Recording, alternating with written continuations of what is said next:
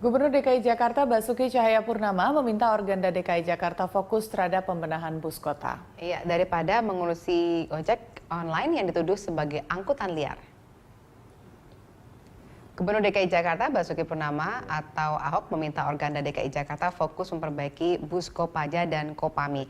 Hal itu Ahok sampaikan menanggapi Organda DKI yang memprotes tukang ojek yang bergabung dengan jasa transportasi basis aplikasi mobile atau Gojek. Menurut Ahok, ojek sudah ada berpuluh-puluh tahun dan mustahil untuk ditiadakan sebagai angkutan umum penumpang dan barang. Bahkan Ahok menjelaskan ojek sekarang sudah lebih baik daripada yang lalu. Gojek menguntungkan masyarakat dan pengemudi, terutama masyarakat memiliki tempat untuk melapor bila dirugikan tukang ojek yang tergabung dalam Gojek. Justru menurut saya, ojek di Jakarta sudah ada berapa lama? Puluhan tahun, pernah nggak Organda ribut? Tidak. Nggak pernah ribut kan? Nah, kenapa begitu ada Gojek? Justru Gojek itu menjamin si tukang ojek nggak usah seriweran, parkir di mana-mana, kamu kayak pengusaha, ada asuransi, pakai helm, dites loh. Kalau tukang ojek yang nggak baik dibuang. Sama kayak kami ngetes Lenggang Jakarta, 1.000 orang lebih dilatih nggak bisa cuma kesaing 300-an. Gojek juga sama, kalau kamu tes kejiwaannya, suka ngebut, ngaco, bahaya nggak diterima. Jadi apakah bukan lebih baik ojek sekarang daripada yang kemarin? Lo kenapa sekarang ribut Organda gitu loh? Kok dulu nggak pernah ribut? Oke, kita sudah lihat ya komentar lengkapnya Gubernur dan tadi mengatakan Organda sebenarnya harus tidak boleh merasa terugikan dengan adanya ojek-ojek online seperti ini. Nah, bagaimana nih Pak Saf? Sebenarnya komen saya bukan persoalan Gojeknya yang saya sampaikan ini. Apa itu dong jadinya? Ini kan bicara tentang peraturan, ya. Ojek sudah lama. Belasan tahun, bukan puluhan tahun, belasan tahun. Sejak adanya Krismon. Itu proses ojek itu di situ. Jadi, nah, Organda itu membawai beberapa moda angkutan, termasuk angkutan barang. Jadi bukan hanya bus yang dibawa Organda. Angkutan barang, terus kemudian bus kecil itu mikrolet ya, bus sedang, bus besar, taksi. Itu yang dibawa Organda. Ya, persoalannya ini kan yang bicara ini pejabat penyelenggara negara di daerah, yaitu gubernur. Kan itu yang kita minta supaya nggak bertentangan. Kalau misalnya Pak Gubernur pengen ojek ini kan punya segmen tersendiri, itu kita akui kok. Selama ini juga kita nggak pernah berantem sama. Kalau dia nggak akan survive belasan tahun itu. Selama ini semua moda angkutan nggak ada yang berantem sama ojek. Apakah itu dari mikrolet atau taksi, kita nggak pernah berantem.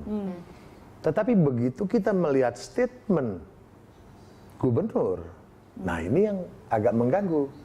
Apa yang mengganggu Anda dari Karena statement ini kan kita ada aturan, negara ini kan ada aturan. Bayangkan kalau negara ini nggak punya aturan, nggak punya undang-undang, nggak punya peraturan pemerintah, nggak punya perda, bagaimana ngejalaninnya? Mau suka-suka kan nggak bisa.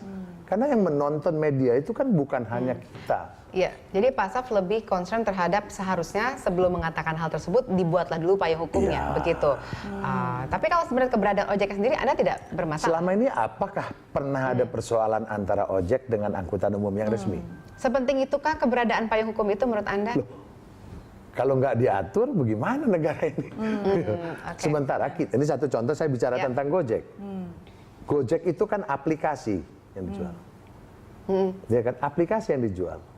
Ya kan, jadi semua orang misalnya 1 juta pun masuk anggota Gojek boleh dia. Diatur nggak? Nggak diatur. Baik, lantas pengaturan apa saja yang menurut Anda harus di-establish oleh pemerintah sebelum bisa ojek ini diterima menjadi salah satu kategori angkutan umum yang sah? Maka dari itu Gubernur rubah juga undang-undang angkutan jalan dan lalu lintas, undang-undang lalu lintas dan angkutan jalan. PP-nya dikelirkan. Itu aja. Dan dimasukkan di situ salah satunya ojek di dalamnya, kendaraan roda 2 seperti itu. Nah, Pak Darun mungkin nanti bisa kasih komentar. Sebenarnya tadi Anda juga mengatakan kan sebenarnya sudah ada dan sudah berjalan dengan baik gitu ya. Cuma sebenarnya memang belum ada payung hukumnya. Kalau misalnya tadi Pak Syaf mengatakan seharusnya dibikin payung hukumnya dulu supaya mereka bisa dilegalkan. Nah, menurut Anda bagaimana? Apa kita harus menunggu atau sebenarnya bisa Saya dijalankan? kembali lagi ke contoh perumahan. Ya kalau dulu sih namanya perumahan liar, nggak ada aturan. Tapi lambat laun pemerintah bangkit mengatur sehingga menjadi perumahan yang layak. Nah kalau sekarang yang namanya Gojek itu masih kayak begini, ya itu tugas pemerintah mengaturnya seperti apa. Iya, Tapi maaf Pak, wong sopir Anda suka hampir nyerempet kendaraan saya kok ya. Sama-sama lah, Bapak ngatur sana, yang pemerintah daerah ngatur Gojek ini supaya... Ini kan sebenarnya tanggung jawab kita semua. Ya, Jadi nggak bisa satu kelompok atau nggak bisa. Semua ini tanggung jawab semua gitu. Sama ada aturannya. Kita melakukan pembinaan kepada anggota Organda ya. Tetapi pada saat mereka beroperasi, awak kendaraan kalau mereka nakal, tindak. Ya. Bahkan kita minta bila perlu kalau memang sudah parah banget ya gitu, kandangin mobilnya. Benar. Kenapa Ketua kita Organda senang? mengatakan kandangi saja mobil angkutan umum yang terlihat ugal-ugalan gitu Loh, ya. iya. Baik. Bila perlu tindak saja. Jadi ini untuk penegak hukum Karena di jalanan juga kita supaya kan lebih perlu berani tertib ya. berlalu lintas. ya Gojek juga begitu, melanggar Sama aja. simpen. Betul, harus fair ya. Semua moda angkutan lah. Menurut saya bukan hanya persoalan Gojek ya, bukan hanya persoalan bus. Apapun bentuk yang namanya kendaraan yang beroperasi di jalanan melanggar, tindak gitu. Ya, oke. Pak Darun, tapi Anda apakah setuju juga kalau dari perspektif undang-undang dalam hal ini peraturan atau perda sebagai turunan dari undang-undang itu sendiri perlu dispesify dan harus ditentukan sebelum bisa beroperasi dan berada di jalanan seperti itu? Segala sesuatu harus dimulai dari survei dulu. Ya, kira-kira kendalanya apa. Tapi saya kira untuk mengatur sesuatu yang baik itu bukan suatu hal yang mustahil. There must be a way. Tapi juga Gojek itu harus mempunyai organisasi yang kita bisa ikut mengendalikan. Kalau dia salah ya penalti. Jadi adalah rule itu ada. Gitu. Tapi kalau misalnya kita lihat sebenarnya kan sekarang udah nggak, dari dulu sampai sekarang tidak ada masalah ya dengan Organda ya Pak katanya. Di lapangan sih sebenarnya karena nggak ada beda-beda aja lah jenis penumpangnya juga berbeda. Iya. Jadi sebenarnya tidak ada masalah. Tapi kenapa tiba-tiba sekarang bermasalah? Apa karena ada misalnya potensi kerugian secara finansial dengan keberadaan Atau cuma Saya- karena online ini? statement gubernur Saya tadi tidak aja? bicara tentang kerugian atau dengan Gojeknya atau dengan ojeknya. Ojek ada selama ini juga tidak pernah timbul masalah dengan moda angkutan yang lain. Baik. Tetapi begitu pejabat negara, gubernur bicara, itu yang bertentangan dengan undang-undang, saya tegur dong. Saya kan warga negara yang punya kewajiban menegur. Kalau gubernur setuju boleh, tapi dia tidak boleh ekspos di media. Kalau itu kan berarti dia tantang, dia langgar undang-undang yang dibuat oleh undang-undang itu kan dibuat oleh DPR, ya kan? Turunan dari undang-undang ini PP. Setelah PP Kepmen, Perda, kan dia langgar sendiri apa yang sudah dibuat. Nah ini yang saya pertanyakan sebenarnya itu.